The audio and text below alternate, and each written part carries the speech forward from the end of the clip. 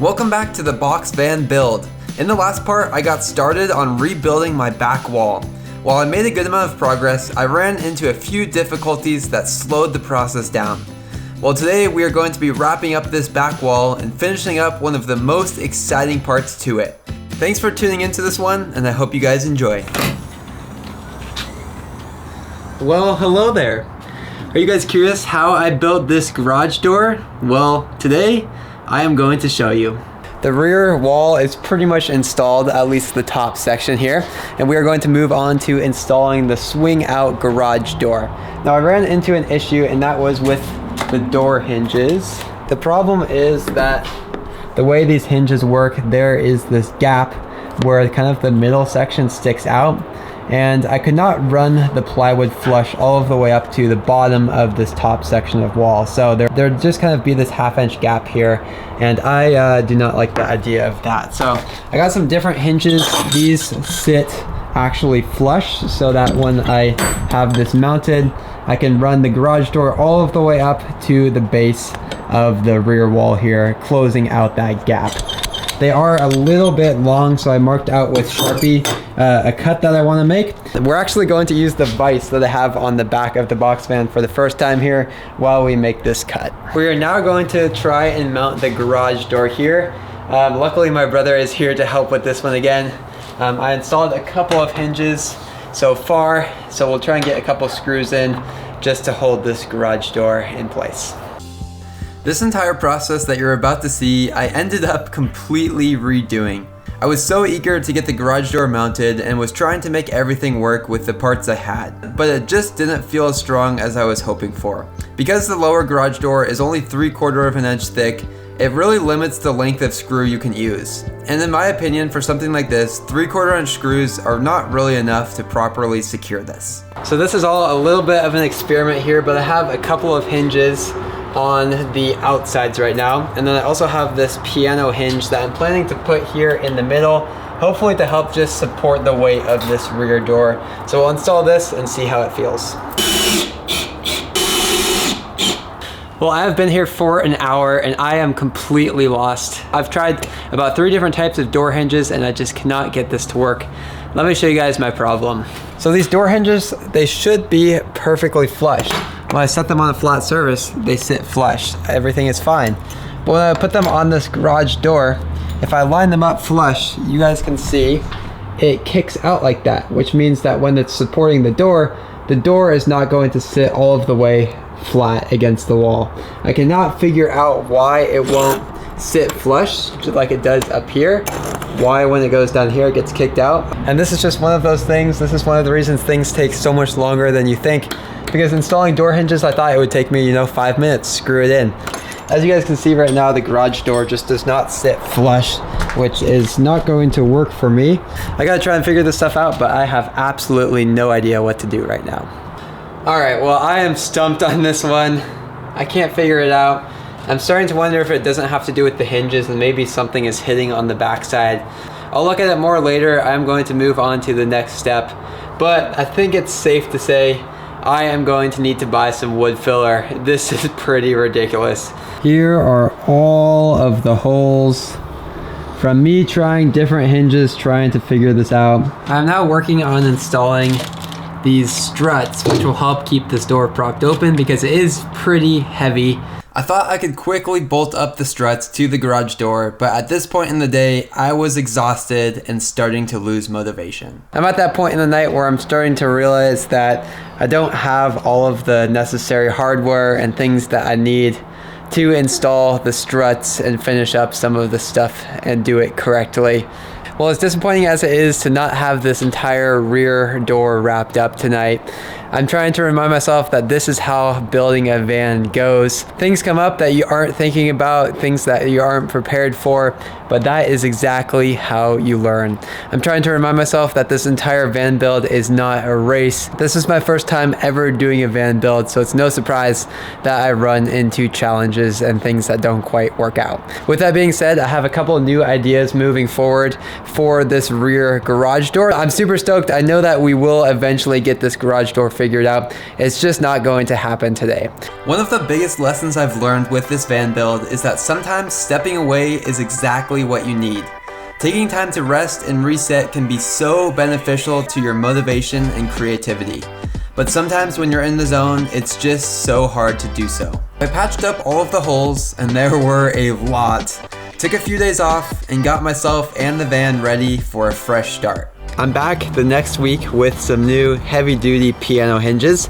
I think these should work a lot better than some of the hinges I got from the hardware store. Now, in order to attach it, I'm going to do it a little bit differently than I was trying last week. So, for the top section of the piano hinge, the section that is bolting into the wall, there is that big 2x6 stud directly behind it. So I'm going to use some pretty long wood screws, go through the piano hinge, through the 3/4 inch wall, and then into the 2x6 stud. And I feel like that should hold this hinge on there pretty good. However, for the garage door, because it is only a 3/4 inch section of plywood, I feel like 3/4 inch screws are not going to be strong enough. So what I'm going to do instead is use these socket cap screws. They just screw together so that they're holding each other from each side. I need to expand the hole in the piano hinge just slightly so that the screw can fit into there. It just is not quite big enough, so I'll have to drill out all of the holes on one side. Shouldn't be too much of a problem. And then we'll drill holes all of the way through that garage door and use these socket cap screws to bolt the garage door to the piano hinge. With the holes drilled out, the next step was mounting the hinge to the garage door.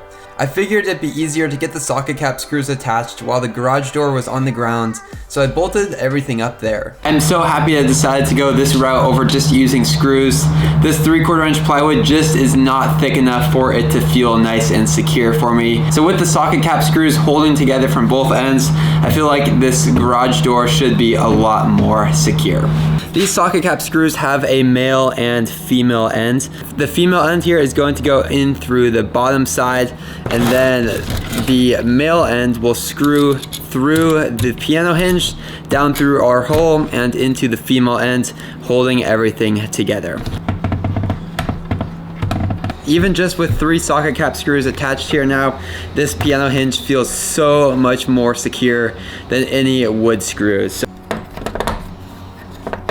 I'm going to now try and get this door attached. I don't have my brother's help today, so I've set up some paint cans, and I'm gonna see if I can kind of try and get this door positioned in the right spot. We'll see how this goes here.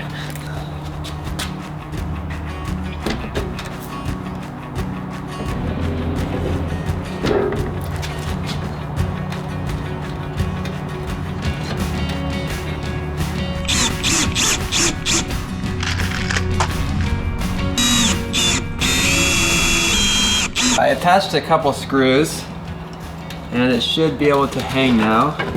We're gonna take it off these DIY stands that I've made.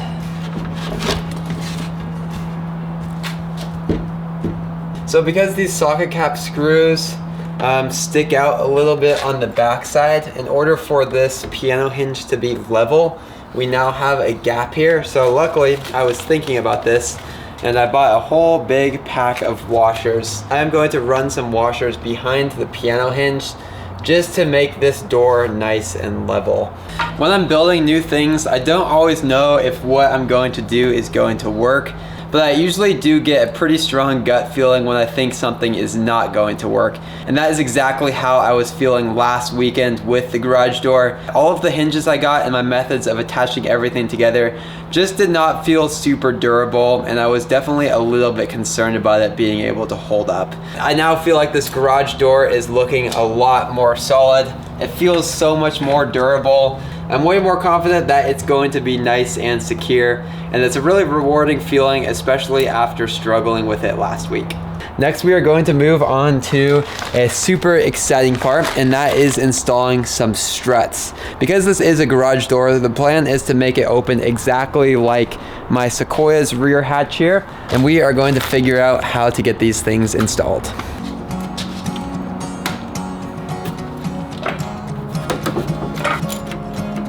To mount the struts to the garage door, I again opted to use socket cap screws. I picked them for their ease of use, durability, and overall strength. To be honest, I had no idea what I was doing with these struts. I did some research trying to figure out the right length and strength of struts to buy, but trying to figure out how to mount these was apparently way more complicated than I thought. I guess I hoped I could kind of just wing it and it would work out, but boy was I wrong. Now unfortunately I didn't film much more of this, but to sum things up, the struts were way too short, so the garage door didn't open high enough to stand under. Disappointed, I placed another Amazon order and moved on to the next thing.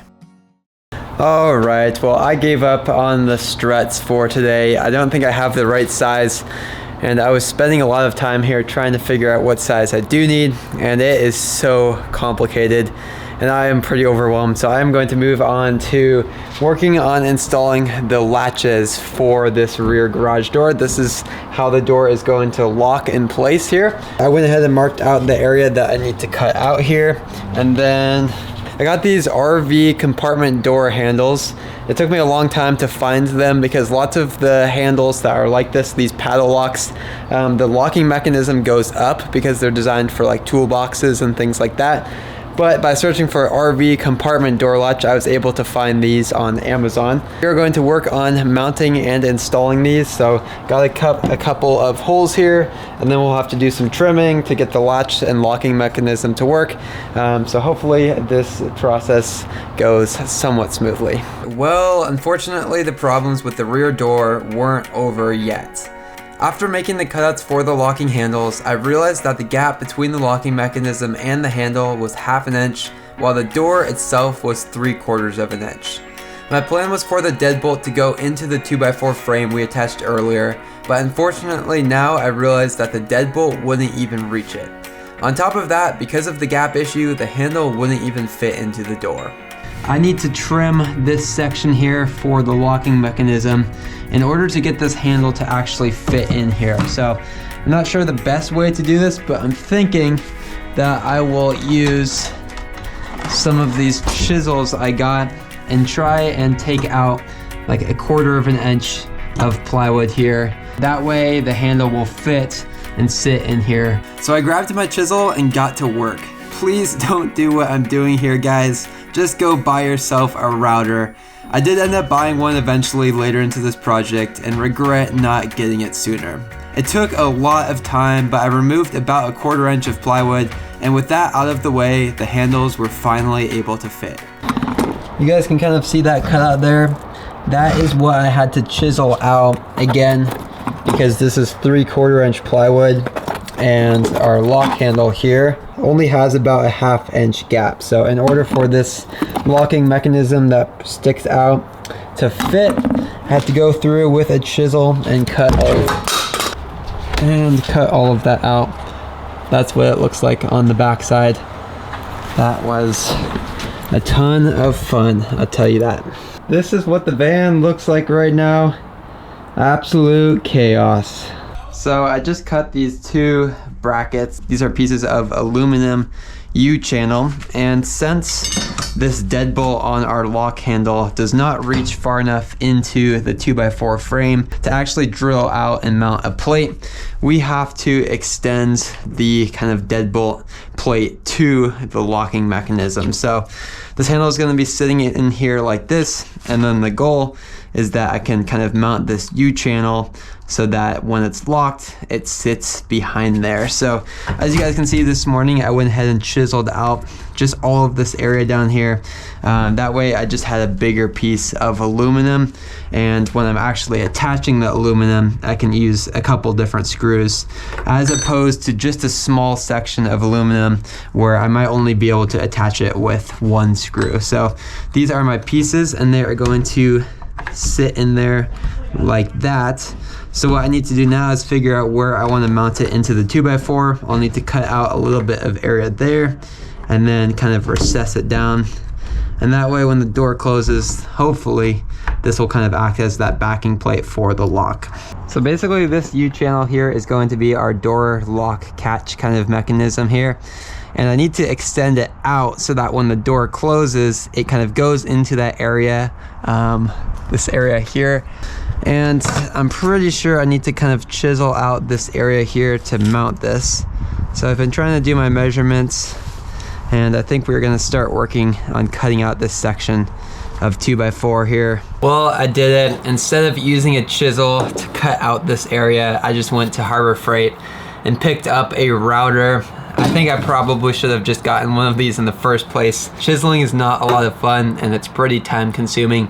I haven't really ever used a router before, but I think it should make this job of cutting out this section for the U-channel to kind of mount into a lot easier.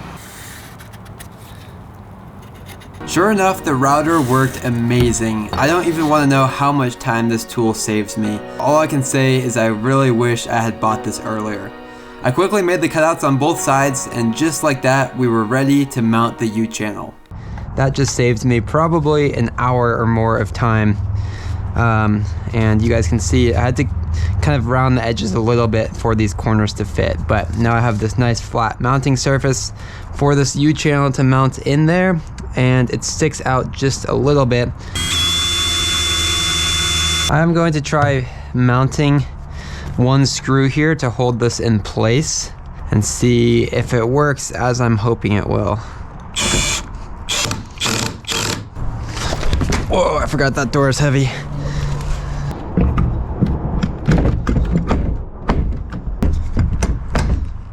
I feel like that I heard that click.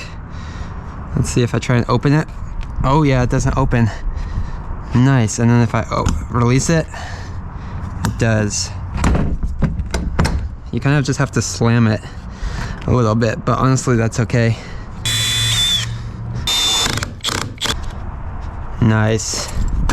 That feels so solid. This side doesn't look quite as easy. Let's see if we can figure out what's happening. So the lock was not quite reaching on this side, so I ran a couple of spacers on the back here, and we are going to try attaching it again here.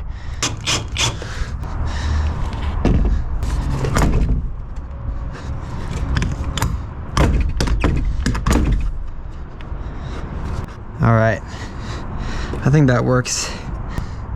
You guys can see, slam it, it catches, and then I can't open it. As soon as I lift the handle, the door opens. So the handle attaches by sandwiching together like this. The outside will be here, and then the inside comes on the back and clamps together. But as you guys can see, the gap here is like 1.25 inches or so. And again, our plywood wall is only 3/4 inch thick. So I need to find something to help fill this gap.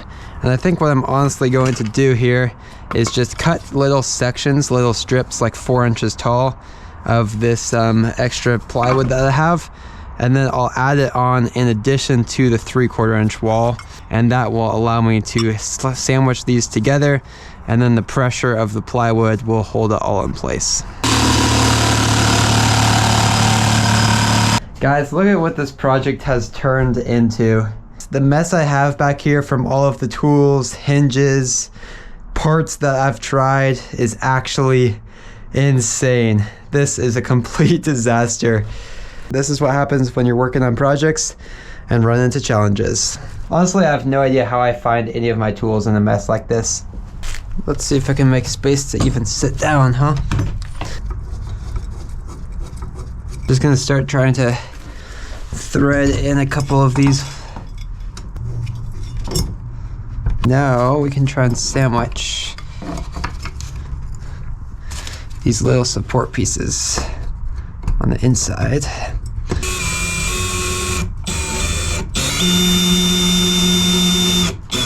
So it should all be held together now. Let me thread this on. I think one of these is designed to be like a way to open the latch from the inside. It might be this red handle. Okay, so the latch is sandwiched together and should be in place. Let's see if this works. Fingers crossed. All right, well, it opens. Feels pretty solid. And now let's see if it closes and locks. No way. I think it works. No way, guys. This has been so much work. So both handles are attached here, and we are going to try opening it for the first time and see if it works. Ready? All right, it opens just like I wanted, and now let's see about closing it. No way, guys. It works. You do have to, like you guys saw, you have to like push on it a little bit to get that locking mechanism to slip behind the U-channel and drop in there. But I am not too worried about that because it works. It works. Let's go. Now, I don't see why this wouldn't work, but we're gonna test it here as well. These doors are locking. So, sweet. They lock, and now we cannot open it. So, the back of my van is finally closed off again. I was still waiting for the struts to arrive in the mail, so while I waited, I applied some trim around the door. I used U-channel trim along the garage door and L-channel on the top wall.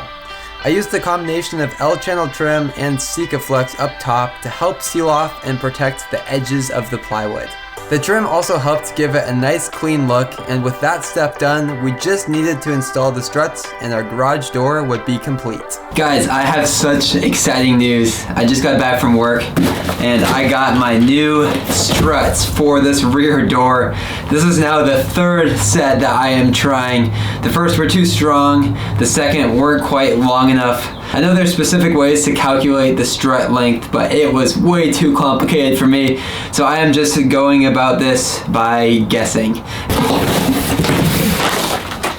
I'm going to go about this whole thing a little bit differently this time. The struts have these straps on them to hold them in the compressed position. I think to keep things easier, I'm just going to bolt the struts up in the compressed position. Then we'll go ahead, open the door, and see where it ends up. I used lag screws to bolt up the bottom strut brackets to the 2x4 frame. And with everything attached, it was the moment of truth. There were two things I was hoping for here. Number one, the struts needed to be strong enough to open the door. And number two, the struts needed to be long enough to open the door high enough that I could stand under it. We're gonna go ahead and open it up and see how it looks.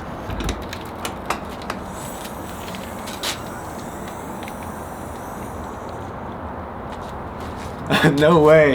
Height-wise, that is actually perfect.